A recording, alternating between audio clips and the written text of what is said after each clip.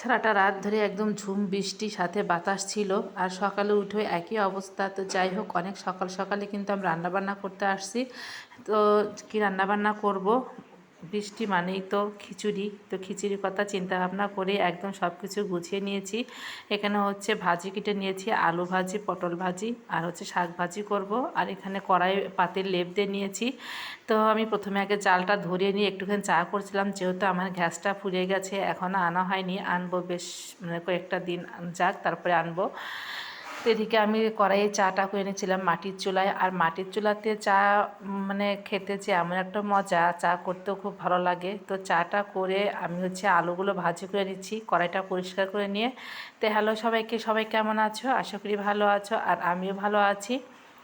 তো অনেক সকাল থেকেই আমি ব্লগটা শুরু করছি। সকাল প্রায় তো 8টার মতোই বাজে, 8:45 এরকম। তো প্রথমে আলু ভাজি করতে করতে আমি হচ্ছে চাটা খাচ্ছিলাম। যেহেতু আলু ভাজি করতে তো আরও মানে সেইভাবে থাকা লাগে না কাছে। তো এক হাতে ভাজি করছিলাম, এক হাতে হচ্ছে চা খাচ্ছিলাম বিস্কুট দিয়ে। তে খাওয়াটা কমপ্লিট। এখন হচ্ছে পটলগুলো ভাজি করে নিচ্ছি, আর আলুটা ভাজি হয়ে গেছে। এখন হচ্ছে পটলটা ভাজি করে নেব। আর পটলটা ভাজি হলেই তারপর হচ্ছে খিচুড়িটা বসিয়ে দেবো। আসলে মানে বৃষ্টির কথা চিন্তা ভাবনা করি আমি ভাবলাম যে যেহেতু সকালে দুপুরে মানে খেতে হবে, ওই জন্য যেহেতু রান্নাবান্নাও বাইরে, ওই জন্য একটা বড় হাঁড়ি নিয়েছি মাটিতে লেপ দিয়ে, যাতে করে একদম সকাল দুপুর একেবারে খিচুড়িটা রান্না করব।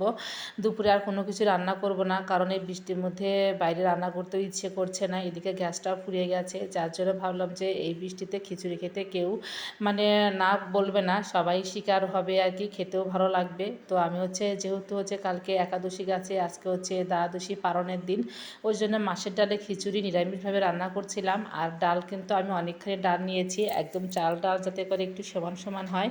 তো এদিকে হচ্ছে পাঁচফোড়ন দিয়ে দিয়ে তারপর হচ্ছে ডালটা তেলের মধ্যে দিলাম, দিয়ে একটু করে ভাজি করে নিলে একটা ওরকম সেন্ট হয়, ফ্লেভার আসে আর কি।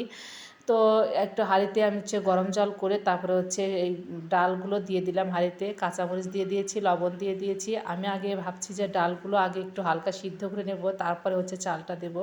কারণ চাল আর ডাল একসাথে দিলে দেখা যায় চালটা সিদ্ধ হয়ে যায় আর ডাল একটু হলেও মানে ডাঁটো থাকে। তো ওই জন্য মানে ওইটাই চিন্তা ভাবনা করে আমি ভাবলাম যে আগে ডালটা হালকা সিদ্ধ করে তারপরে চাল দেবো, তাহলে খেতে খিচুড়ি বেশি মজা লাগবে, মানে ডালগুলো একটু গলা গলা হবে, খেতে বেশি ভালো লাগবে। জানি না তোমরা কীভাবে রান্না করো, আমি কিন্তু বেশিরভাগ খিচুড়িটা এমন করে রান্না করি। আর আমি কিন্তু ভাতের চাল দিয়ে খিচুড়ি রান্না করছি, আসলে ভাতের চালের খিচুড়ি খেতে আমার কাছে বেশি ভালো লাগে। তো এদিকে হচ্ছে খিচুড়িটা কিন্তু বেশ মানে হওয়ার মধ্যেই, এখন আমি হলুদও দিয়ে দিয়েছি, আর সুন্দর একটা কালার হয়েছিল। আর খিচুড়িটা আমি নামানোর আগে একটুখানি হচ্ছে আদা জিরা বাটা দিচ্ছি, যেহেতু মাছের ডালে খিচুড়ি যদি একটুখানি আদা জিরা বাটা না দেই তাহলে কিন্তু খেতে একদম মানে একদমই খারাপ লাগবে, ভালো লাগবে না। ওই জন্য আমি একটুখানি আদা জিরা বাটা করে দিয়ে দিলাম। তো খিচুড়িটা নামিয়ে নিয়েছি।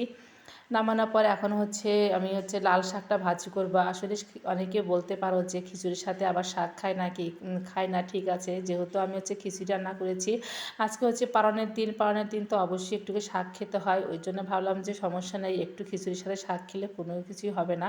আর খেতে বেশ ভালোই লেগেছে, মন্দ লাগেনি।